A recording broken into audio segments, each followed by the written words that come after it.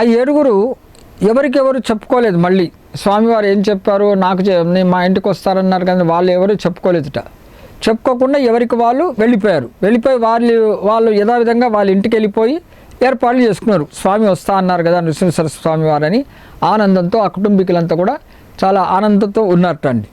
అయితే ధనత్రయోదశి రోజున నృసింహ సరస్వతి స్వామి వారు మఠమునందే ఉండి, అంటే అక్కడ ఒక రూపం అండి, అలాగే వారి శిష్యులైనటువంటి 7 ఇంట్లకి 7 రూపాల్లో వెళ్ళేటండి, అందరి ఇంట్లకి. అంటే ఇక్కడ 7 రూపాలు, ఇక్కడ మఠంలో ఉన్న నృసింహ సరస్వతి స్వామివారు మొత్తం 8 రూపాయలు అష్టమూర్తులుగా స్వామివారు కనిపించారు. అక్కడ 7 రూపాయలు వెళ్ళారు, ఇక్కడ మఠమునందు ఒక రూపంలో ఉన్నారు. 8 రూపాయల్లో స్వామివారు అక్కడ ఉన్నారనేటువంటి విషయం గ్రహించాలి. ధనత్రయోదశి రోజున జరిగినటువంటి గొప్ప ఇది మహిమ. వెళ్ళి వాళ్ళ యొక్క కోరికను నెరవేర్చి స్వామివారు యథావిధంగా వచ్చేసేట. ఇక్కడ ఒక శ్లోకం, మళ్ళీ భాగవతంలోని శ్లోకం చెప్పుకుందాం. అదేంటంటే కృష్ణ పరమాత్ముడు గోపికలతో అన్నటువంటి శ్లోకం గురించి ఇప్పుడు చెప్పుకుందాం. నన్ను సేవింపుచు ఉన్న వారలకు నేను ఆ రూపము చూచిన చాలించి మదించి వారు మదినన్ సేవింపరు యంచు నిర్ధని కుండాత్మ ధనంబు చెడ్డ ఎప్పుడున్ దత్పార వశ్యంబు దాల్చిన భంగిన్ ననుబాసి మత్ప్రియుండు చింతించు నా రూపమున్ అనేటువంటిది భాగవతంలో శ్లోకం ఉందండి. దాని అర్థం ఏంటంటే నన్ను సేవించే వారికి నా రూపము ప్రదర్శింపను. ఎవరైతే నన్ను సేవిస్తారో, నిత్యం నన్ను సేవిస్తారో వాళ్ళకి నా రూపాన్ని చూపనని చెప్పేటండి పరమాత్ముడు. నా రూపమును చూడగలిగినచో కన్నులతో చూచి మనసులో మరచిపోవును. ఎంత అద్భుతమైన విషయము, ఎంత అద్భుతమైన మాట చెప్పారు చూడండి. అందుకని మనం పరమాత్ముని అందరము పరమాత్మని చూడాలి చూడాలి చూడాలి చూడాలి అనుకుంటుంటారు. ఎక్కడ ఎక్కడ ఎక్కడ ఎక్కడ అంటాడు. కానీ నిజమైన సాధకుడు అలా ఉంటాడు. నన్ను అలాంటి సేవించే వారికి నా రూపాన్ని ప్రదర్శింపను. కానీ నా రూపమును చూడగలిగినచో కన్నులతో చూచి మనసులో మర్చిపోతుంటాడు. ఒకవేళ మనం సాధన చేసినప్పుడు కూడా కోరిక పుట్టి స్వామివారిని చూడాలి అనుకున్నప్పుడు, చూడాలనిపించినప్పుడు, స్వామివారి యొక్క దర్శనం అయినప్పుడు కన్నులతో చూస్తాను, కానీ మన మనసులో ఆ స్వామివారిని గురించి మర్చిపోతుంటండి. అంత గొప్ప విషయం చెప్పారు భాగవతంలో ఉన్నటువంటి శ్లోకానికి అర్థం. నా రూపమును చూసిరనే అహంకారము మనసులో ఉండును. మనం వెంటనే స్వామివారిని చూడగానే నేను చెప్తానని కనబడి వాళ్ళకందరికీ చెప్తాం, నాకు దర్శనమైంది, స్వామివారి దర్శనం అయింది అని అహంకారంతో మనం చాటు వేసుకుంటాం. అందరి దగ్గర చాటేస్తాం. అందరికీ వెళ్ళి నాకు స్వామి కనిపించాడు, దర్శనం ఇచ్చాడు, అది ఇదని మనం అహంకారపూరితంగా చెప్తూ ఉంటాం. కావున నాకు ప్రియమైన భక్తుడు నా ఈ రూపమును కనిపించకున్నను అతను ఇంకా నా ధ్యానమునే చేయును. ఎవరికైతే పరమాత్ముడు ప్రియమైన వాడు ఉన్నాడో ఆ ప్రియమైనటువంటి వాడు మటుకు ఆ పరమాత్మ కనిపించకున్నను అతను ఇంకా ధ్యానం చేస్తూనే ఉంటాడు అని చెప్పాడు. ఎంత అద్భుతమైన శ్లోకం చూడండి. అంటే కృష్ణ పరమాత్ముడు గోపికలతో అన్న మాటలు. గోపికలు అంటారు కృష్ణ పరమాత్మని ఆ యొక్క ఎడబాటు చూసినప్పుడు అన్నటువంటి విషయమైనటువంటి మాటలు ఇవి. నన్ను సేవించే, ఎంత అర్థం ఒకసారి మళ్ళీ చూడండి. నన్ను సేవించే వారికి నా రూపము ప్రదర్శింపను. నా రూపము చూడగలిగినచో కన్నులతో చూచి మనసులో మరచును. నా రూపము చూడగలిగినచో కన్నులతో చూచి మనసులో మరచును. నా రూపము చూసిరనే అహంకారము మనసులో ఉండును. కావున నాకు ప్రియమైన భక్తుడు నా ఈ రూపమును కనిపించుకున్నను అతను ఇంకా నా ధ్యానము చేయును. కాబట్టి దత్తాత్రేయ స్వామి అవతారమైనటువంటి నృసింహ సరస్వతి స్వామి వారు విష్ణువు, మహావిష్ణువు అనేక చోట్ల మనం చెప్పుకున్నాము. అందుకనే భాగవత పద్యాలతో కూడా మనము చూసి ఆ భాగవత పద్యాల యొక్క అర్థము, మరి నృసింహ సరస్వతి స్వామి వారు చూపించినటువంటి ఆ వైభవము, మనం లీలలు, ఆ మహిమ చూస్తే ఏకీభవించాయి. మనకి చాలా చోట్ల విష్ణువు అనేటటువంటి విషయం మనకి రుజువైనాయి. అందుకనే అలాంటి భాగవత శ్లోకాలను సేకరించి, అర్థాలను సేకరించి మీకు చెప్పడం జరిగింది. ఆ స్వామివారి లీలలతో అవి సరిపోయినాయి. భాగవత శ్లోకంలో ఏవైతే మనం చెప్పుకున్నామో అవి సరిపోయాయి. అలాగే పెక్కు చోట భాగవత పద్మాలు, అందుకనే పద్యములు అలా మనం చెప్పడం జరిగింది. అలాగే విష్ణువు విష్ణు అవతారమైనటువంటి శ్రీకృష్ణుడు పరమాత్ముడు రాసక్రీడ సమయంలో ఎందరో సుందరీమణులతో తన రాసక్రీడ ప్రదర్శించారు శ్రీకృష్ణ పరమాత్ముడు. ఆ సమయమున కృష్ణుడు ఒక్కడే, గుర్తుపెట్టుకోండి. ఆయన అనేకమైనటువంటి సుందరి గోపికలతో ఉన్నప్పటికీ కూడా కృష్ణుడు ఒక్కడే. కానీ ఆ గోపికలు ఎందరో, కృష్ణ పరమాత్ముడు తన మాయా ప్రభావము చేత ఎంతమంది గోపికలు ఉన్నారో అంతమంది కృష్ణ రూపములు దార్చాటండి మహావిష్ణువు. ఒకే సమయంలో ఒక్కొక్క గోపిక ప్రక్క కృష్ణుడు తన రాసలీలను ప్రదర్శించారనే విషయం భాగవతంలో ఉంటుంది. కాబట్టి ఇక్కడ చూడండి, భక్తుల యొక్క కోరిక మేరకు నృసింహ సరస్వతి స్వామి వారు ధనత్రయోదశి నాడు వాళ్ళ ఆహ్వానాన్ని స్వీకరించి 7గురికి వస్తా అని మాట ఇచ్చారు. కాబట్టి ప్రభుల వారు అలాగే 7గురి ఇంటికి వెళ్ళారు. వెళ్ళి వాళ్ళ యొక్క కోరికను తీర్చి మఠంలో ఒక రూపంలో ఉన్నారు. మొత్తం 8 రూపాల్లో ఆ రోజు స్వామివారు ఉండి వారి శిష్యులను సంతోషపెట్టి తిరిగి వచ్చారనేటువంటి విషయం మనం గ్రహించాలి. ఇదే లీల మనము మళ్ళీ ఎందుకు చెప్తున్నానంటే, దత్తాత్రేయుల యొక్క పరంపర ఎలా కొనసాగింది, వాళ్ళందరూ ఒక్కటే అనే ఉద్దేశంతో చెప్పడానికే మళ్ళీ మనము ఈ మాణిక్య ప్రభు గారి చరిత్రలో కూడా ఒక అద్భుతమైనటువంటి లీల మనకు కనబడుతుంది. అదేంటంటే, నృసింహ సరస్వతి స్వామి వారి తదుపరి దత్త పరంపర అవతారం అది మాణిక్య ప్రభుల వారు. ఆయన చూపించినటువంటి లీల ఇప్పుడు ఈ నృసింహ సరస్వతి స్వామివారు, అంటే ఆయన 7గురికి స్వామివారు ఒకే విధంగా ఎలా ఇంటికెళ్ళి వాళ్ళని కరుణించారో ఈ మాణిక్య ప్రభుల వారు కూడా అలాగే చేశారండి. ఇది ముందు చెప్పుకున్నాము, కానీ ఒకసారి ఇక్కడ సందర్భం ఉంది కాబట్టి ఒక్కసారి మళ్ళీ మీకు గుర్తు చేస్తున్నాను. అదేంటంటే, మాణిక్య ప్రభుల వారు ఝారణి అనే చోట ఉండేవారు. అక్కడికి దాని పక్కనే ఉన్నటువంటి బీదర్లో ఉన్నటువంటి అనేక భక్తులు స్వామివారి దగ్గర వచ్చి దర్శించుకుని వెళ్తూ ఉండేవాటండి. అయితే అక్కడ వచ్చినటువంటి భక్తులు కొంతమంది ఏం చేశారంటే, మాణిక్య ప్రభుల వారిని, స్వామి మరి మా ఇంటిన మీరు మీ యొక్క దివ్యమైన పాదమును మోపి మమ్మలను కరుణించండి స్వామి, మమ్మల్ని అనుగ్రహించండి స్వామి అని మాణిక్య ప్రభుల వారిని కోరడం జరిగింది. మాణిక్య ప్రభుల వారు తన పూర్వ అవతారంలో అయినటువంటి నృసింహ సరస్వతి స్వామి వారు ఏ విధంగా 7గురు శిష్యులని కరుణించారో, ఆ ధనత్రయోదశి రోజున మీ ఇంటికి వచ్చి మిమ్మల్ని మీ ఆతిథ్యాన్ని స్వీకరిస్తానని స్వామివారు ఏ విధంగా 7 రూపాలు దాల్చి వారి ఇంటికి వెళ్ళి ఆయన కరుణించారో, మరి మాణిక్య ప్రభుల వారు కూడా ఇక్కడ అదే లీలను చూపెట్టండి. వారి ఇంటికి వాగ్దానం చేశారట, మీ ఇంటికి వస్తానని ఎవరైతే పిలిచారో వాళ్ళందరికీ కూడా వాగ్దానం చేశారట. సరే, ఆయన మామూలుగా ఆయన దర్బార్లో కూర్చున్నారు మాణిక్య ప్రభుల వారు. కాసేపు ఆయన ఒక కునికిపాటులాగా నిద్రపోయారట మాణిక్య ప్రభుల వారు. కాసేపు నిద్రపోయినట్టు చేసి వెంటనే మేల్కొన్నారట ప్రభుల వారు ఆ దర్బార్లో వచ్చి. మేల్కొన్న తర్వాత వారి ఒంటి నిండా కూడా చెమటలు ఉన్నాయట మాణిక్య ప్రభుల వారికి. సరే, అక్కడ చుట్టుపక్కల ఉన్న వాళ్ళందరూ కూడా శిష్యులు అడిగారట, గల కారణం ఏంటి స్వామి అంటే, ప్రభుల వాళ్ళు కేవలం మౌనంగా ఉన్నట్ట తప్ప ఏమీ చెప్పలేదుట, విషయం ఏమీ చెప్పలేదు. తర్వాత కొద్ది సమయం అయిన తర్వాత మళ్ళీ ఆ బీదర్ వాస్తవులందరూ వచ్చారట అక్కడికి. ఎవరైతే నిత్యం వస్తూ ఉంటారో అలాగే ఆ బీదర్ వాస్తవులు కొంతమంది మరి మాణిక్య ప్రభువుల వారిని ఆహ్వానించారో వాళ్ళందరూ వచ్చారట. వచ్చి వారందరూ కూడా స్వామివారిని వేడుకుని, అందులో ఒక అన్నట్ట, నాకు స్వామివారికి నేను ఆతిథ్యం ఇచ్చానని చెప్పాట ఆ వాస్తవ్యంలో ఒక అతను. అయితే అది విని ఇంకోళ్ళు కూడా ఆశ్చర్యపోయారట, అదేంటి నేను ఇచ్చాను కదా మరి ఆతిథ్యం అని అంటూ అందరూ ఒకరు ప్రభువుల ఆతిథ్యం తానిచ్చానని చెప్పుకున్నారట. మా ఇంటికి వచ్చారు, మా ఇంట్లో కాలు పెట్టారు, నేను ఆతిథ్యం ఇచ్చానని ఒక భక్తుడు అంటే, మరొక భక్తుడు మరి మాణిక్య ప్రభుల వారికి అలాగే చెప్పారట. అలా అందరూ ఏకకాలంలో అందరి ఇంటికి ఎలాగైతే నృసింహ సరస్వతి స్వామి వారు ఆ 7గురు శిష్యుల ఇంటికి మరి ధనత్రయోదశి రోజున ఏ విధంగా వెళ్ళి వారి యొక్క కోరికను తీర్చారో, మాణిక్య ప్రభుల వారు కూడా ఆ బీదర్ వాస్తవ్యులైనటువంటి ఈ భక్తులకి ఎవరైతే మాణిక్య ప్రభుల వారిని ఆహ్వానించి వారి ఇంట కాలు మోపమని చెప్పారో వాళ్ళ ఇంట్లో కూడా కాలు పెట్టి వాళ్ళందరినీ కూడా అనుగ్రహించారట మాణిక్య ప్రభుల వారు.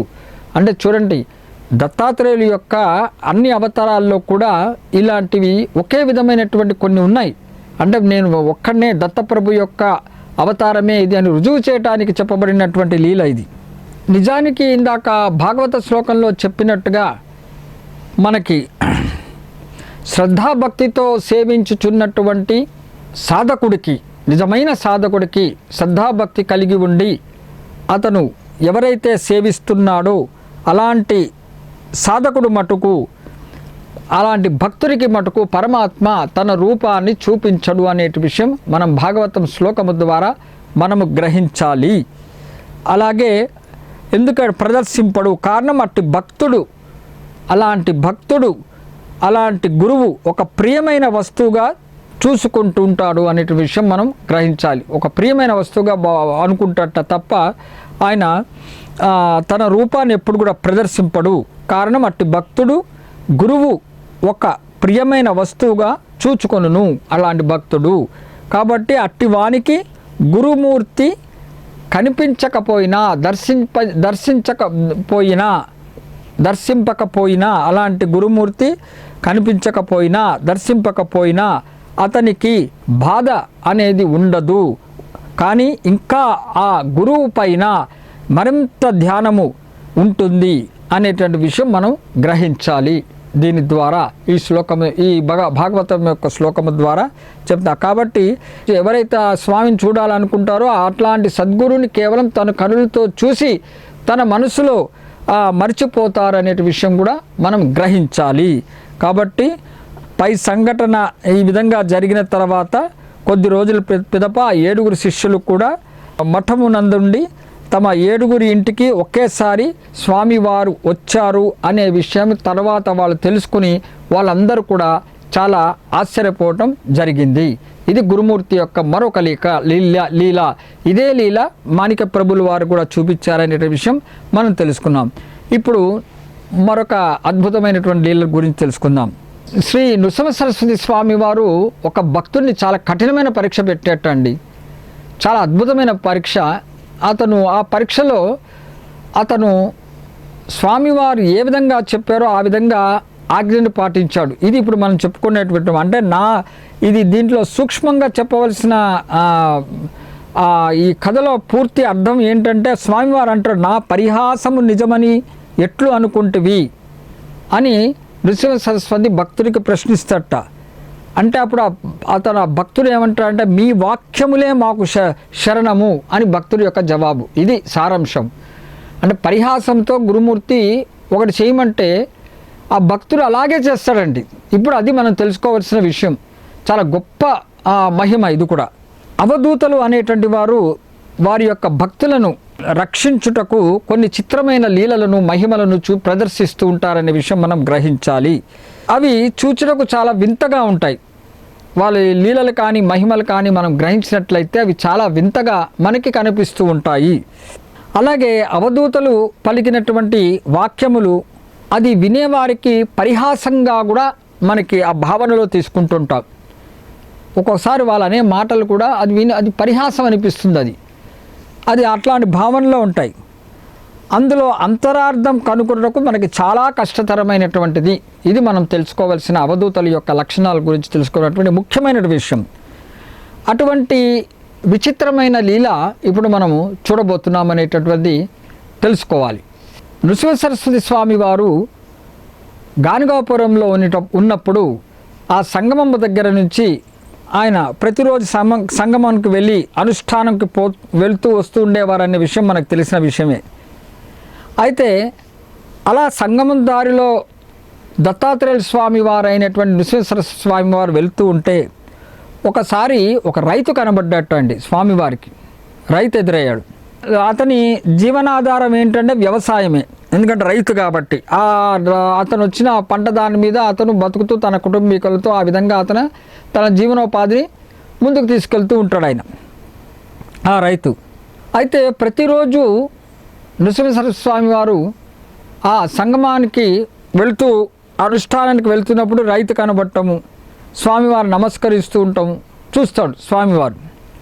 అలా చాలా రోజులు జరుగుతుంది. అట్లా ఈ రైతు యొక్క భక్తి శ్రద్ధలకి నృసింహ సరస్వతి స్వామి వారు ముగ్ధులవుతారు ఒకసారి. మరి ప్రతిరోజు నేను అనుష్ఠానానికి వెళ్తున్నాను కదా, మరి ఆ దారిలో ఈ విధంగా ఆయన కలబడి నమస్కరిస్తున్నాడు కదా, ఏమిటి అనేది ఒకసారి స్వామివారికి అనుకుంటారు. కొన్ని రోజులు ఇలా గడిచిన తర్వాత ఏమవుతుందంటే, ఆ రైతు ఎదురుపడి స్వామివారికి నమస్కరించినప్పుడు అప్పుడు నృసింహేశ్వర స్వామివారు ఆగి అడుగుతాడట ఆ రైతుని, ఏమని అంటే, ఎందుకు నువ్వు ప్రతిరోజు నాకు నమస్కరిస్తున్నావు, ఏమిటి కారణము అనేటువంటి విషయం దత్తాత్రేయ స్వామివారు అయినటువంటి నృసింహేశ్వర స్వామివారు ఆ రైతుని ప్రశ్నించడం జరిగింది. అయితే ఆ రైతు అప్పుడు స్వామివారిని కోరాట, స్వామి నా పొలంలో బాగా పంట పడవలెనని కోరుకున్నట్ట. ఎందుకంటే ఆయన రైతు కదా, మరి స్వామి ఆయన చాలా గొప్ప పరమాత్ముడు అనే విషయము అక్కడ ఉన్న వాళ్ళందరికీ తెలియటం ద్వారా ఇతను ఈ రైతు కూడా కోరుకున్నట్ట, స్వామి నాకున్నటువంటి పంట గొప్పగా పండాలి నాకున్న అని కోరుకున్నట్ట. అప్పుడు దత్తాత్రేయ స్వామి వారు నవ్వారట, చిరునవ్వు నవ్వారట ఆ రైతుని చూసి. నవ్వి, నేను అనుష్ఠానం చేసుకుని వస్తాను, నేను అనుష్ఠానం చేసుకుని వచ్చే లోపల అతని పంటనంతా కూడా కోసేయమని చెప్పారట స్వామివారు. మరి భక్తుడు అడిగినది ఏమిటి, అక్కడ రైతు అడిగినది ఏంటి, ఆయనేమో తన పొలంలో పంట బాగా పండవలెనను అని కోరాడు. కానీ సద్గురువు అయినటువంటి దత్తాత్రేయ స్వామివారు ఏం చెప్తున్నారంటే, నేను అనుష్ఠానం చేసుకొస్తాను, సరే నేను వచ్చే లోపల నీ పంట ఏదైతే ఉందో ఇప్పుడు ఉన్నదంతా కూడా కోసేయమని చెప్పారట స్వామివారు అని సంగమానికి వెళ్ళిపోయారు నృసింహ సరస్వతి స్వామివారు. ఆ రైతు నృసింహ సరస్వతి స్వామి వారి యొక్క వాక్కు వేదవాక్కుగా భావించటండి. ఎంత గొప్ప విషయమో చూడండి. మరి నాకు పంట పండాలి అని ఒక పక్క కోరుకునే రైతు ఎప్పుడైతే స్వామివారు ఉన్న పంటని కోసేమని చెప్పారో, మనం ఎవరైతే అక్కడ ఆ పరిస్థితుల్లో మనమే ఉంటే ఇదేమిటి అని మనం సందిగ్ధంలో పడతాం. చేయండి చేతులారా నా పంటను నేను నాశనం చేసుకుంటున్నాను అనేటువంటి బాధపడతాం. కానీ అక్కడ అతను అలా చేయలేదు. ఆ దత్తాత్రేయ స్వామి వారి యొక్క ఆజ్ఞను, నృసింహ సరస్వతి స్వామి వారి యొక్క ఆజ్ఞను ఆయన చెప్పినటువంటి వాక్యములే చాలా వేద వాక్యాలుగా తలిచాట ఆ రైతు. గురువాజ్ఞను శిరసా వహించాడట ఆ రైతు. మరి అతను సిద్ధమయ్యాడు, తన పొలంలో పండినటువంటి పంటను కోసేందుకు సిద్ధమైపోయాడు. మరి ఆ రైతు యొక్క భార్య వాళ్ళు ఊరుకోరు కదండి, ఆ భార్యకి తెలిసింది, భార్య బిడ్డలకు తెలిసి, ఏమిటి ఇలా ఈయన ఎవరో వెళ్ళే అతన్ని దారిలో వెళ్ళే అతన్ని కలిసి ఇట్లా అంటే ఆ స్వామి ఇట్లా కోయమంటే కోసేస్తాడా, తన చేతులు తానే నరుక్కున్నట్టుగా ఉంది ఈ విషయము, ఆ పంటని జీవనోపాధికి మనకు కల్పించే ఆ పంటనంతా కోసేమంటే కోసేస్తున్నాడు ఏమిటి అనేటువంటి బాధ ఆ రైతు భార్య కలిగింది. వచ్చి వేడుకుంటుంది భర్తని, నువ్వు అలాంటి పనులు చేయొద్దు అని. వచ్చి భార్య బిడ్డలు ఆ పంటను కోయనీయకుండా అడ్డుపడతారట ఆ రైతుకి. కానీ అతను వినలేదు రైతు. గురువాజ్ఞ పాలనే, గురు ఆజ్ఞను శిరసా వహించాడు, గురువాక్యములనే వేదవాక్యములుగా భావించాడు. ఆ గురువు చెప్పాడు మనం చేయవలసిందే అని చివరికి తన బంధము, ఆ భార్య అయినా పిల్లలైనా ఎవరు చెప్పినా కూడా ఆయన వాళ్ళ మాటలకి లొంగలేదు. గురువాజ్ఞనే శిరసా వహించాడు అతను. అదే గురుదక్షిణ అనేటువంటి విషయం మనం గ్రహించాలి. ఎవరు ఇలా ఉంటారో అదే గురుదక్షిణ అనేటువంటి విషయం మనం ముఖ్యంగా ఇక్కడ గమనించవలసిన విషయము. దత్తాత్రేయ స్వామివారు సంగమాన్ని నుంచి తిరిగి వచ్చి అక్కడ ఆ రైతు పరిస్థితి చూసేట. అంతా చూసి ఏమంటాడంటే, తన పరిహాస వాక్యములను నిజమని ఎట్లు నమ్మితివి అని ప్రశ్నించట. నేనేదో నవ్వుతూ అన్నానయ్యా పంటను కోయమని, మరి నువ్వు దాన్ని ఎట్లా నమ్మావు నువ్వు అని నృసింహ సరస్వతి స్వామి వారు ప్రశ్నించడం జరిగింది. అప్పుడు ఆ రైతు అన్నట్ట భక్తి శ్రద్ధలతో ఏమన్నాడంటే, గురువాక్యములే శరణమని, అవి కోరికలను తీర్చునని బదులు చెప్పాట ఆ రైతు. నాకు గురువాజ్ఞే శరణము దేవా, అవే నాకు కోరికలు తీరుస్తాయి తప్ప మరొకటి లేదు అనేటువంటి విషయం చెప్పాట. మరి అతని గురుభక్తికి మెచ్చాడు. ఆ రైతు యొక్క గురుభక్తికి మెచ్చుకొని నృసింహ సరస్వతి స్వామి చాలా ఆనందించట, ఆశీర్వదించట. వెంటనే ఈ సంఘటన జరిగిన కొన్ని రోజుల తర్వాత ఒక పెద్ద గాలివాన వచ్చింది. పంటలన్నీ కూడా నశించిపోయాట. కానీ ఎవరైతే రైతు నృసింహ సరస్వతి స్వామి వారిని శరణు వేరాడో, ఆ రైతు గురువాజ్ఞ పాలన చేశాడో, ఏది తన పంటను కోసి ఉంచాడో, ఆ కోసిన పంట అంతా కూడా కొత్త మొలకలు మొలచి సస్యశ్యామలమైనటువంటి ధాన్యం పండితటండి ఆ భూమిలో. చూడండి, పరమాత్ముడు చెప్పినటువంటి ఆ వాక్యాలు, ఆ గురుభక్తి, ఆయన సద్గురు మీద ఎంత నమ్మకం ముట్టుకుని గురువాక్యములే వేదాంతముగా భావించి చివరికి తన భార్య బిడ్డలు అడ్డు వచ్చి ఆటంకం పెట్టినా అతను శిరసావహించి గురువు చెప్పినట్లుగా చేయటం వలన ఉత్తరోత్తర రాబోయే ప్రమాదము నుంచి ఆ సద్గురు ఒక తల్లి వలె, ఒక తండ్రి వలె తన బిడ్డను ఎలా కాపాడుకున్నారనే విషయం మనం గ్రహించుకోవాలి. రాబోయే ఆపదను ఆ గాలివాన ద్వారా పంటలన్నీ నాశనమైపోయేట అప్పుడు. కానీ ఇతని పంట కోయటము ద్వారా ఆ కోసినటువంటి భూమిలో కొత్త మొలకలు చిగురించి ధాన్యం పండితులండి ఇతని పంటలో మటుకు. ఇది చూసి గ్రామంలోని జనులందరూ కూడా బిత్తరపోయారు, ఆశ్చర్యపోయారట అందరూ. అంటే ఇతని విశ్వాసాన్ని చూసి అందరూ కూడా శ్రీ సద్గురు దత్తాత్రేయ స్వామి వారి యొక్క లీలలను చూసి అందరూ కూడా ఆశ్చర్యపోయారట, సంతోషపడ్డారట. ఆనాటి నుంచి వారి ఇంట ఎప్పుడు కూడా దత్తాత్రేయ స్వామి వారు అయినటువంటి నృసింహ సరస్వతి స్వామి వారి యొక్క అనుగ్రహము ఉండుట చేత వారి ఇల్లంతా కూడా సిరి సంపదలతో వర్ధిల్లింది అనేటువంటిది స్వామి అనుగ్రహము ఆ రైతు కుటుంబానికి ఈ విధంగా కలిగింది. అంటే ఒక మాట గురువు చెప్పితే రెండవ మాట ఉండకుండా చేయటమే శిష్యుని యొక్క ఉత్తమమైన లక్షణము అనేదే ఇక్కడ గ్రహించాలి. పరిహాసానికి ఆయన ఏమన్నాడంటే, పంట కోసే ఆయన వచ్చి గురుమూర్తి ఫస్ట్ అంటాడు, నేనేదో నవ్వుతూ అన్నానయ్యా, నువ్వు అన్నంత మాత్రాన, నేనేదో పరిహాసానికి అన్నంత మాత్రాన నీ పంటని, చేతికొచ్చిన పంటనంతా కూడా నాశనం చేసుకుంటావా అని అన్నప్పుడు ఆయన ఏమంటాడంటే, రైతు భక్తి శ్రద్ధలతో గురువాక్యములే నాకు శరణము అని అన్నట్ట.